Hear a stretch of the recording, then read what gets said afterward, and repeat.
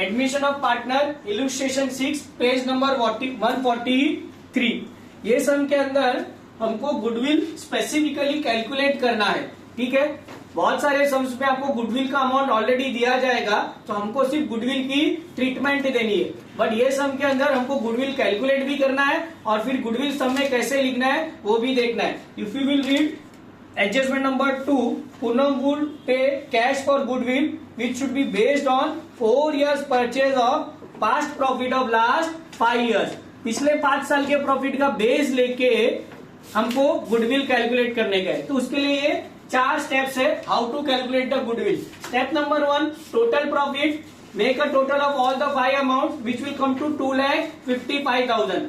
Step number 2, average profit, total profit upon number of years, which will come to 51. Then step number 3, goodwill of the firm. Step number 3 is goodwill of the firm, which is average profit into number of years of purchase, which will given in the question. Correct? Which is 4. So 51,000 into 4 comes to 2,04,000. And the last step, which is goodwill of new partner share. Goodwill of the firm into new partner share. Goodwill of the firm is 2,04,000 into 1/5. Again this is given in the question, which comes to 4,800. तो जो नए partner का goodwill है पूनम का, वो कितना है? 40,800।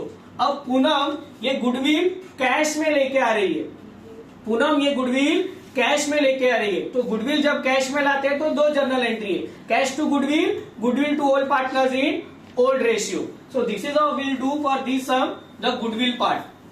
Now another 2 important point in this particular sum is adjustment number 3, last part, debtors at book value less provision of 15%. इतना पार्ट क्वेश्चन में दिया हुआ है। Sundry debtors 1,50,000 less RDT 15,000 1,35,000।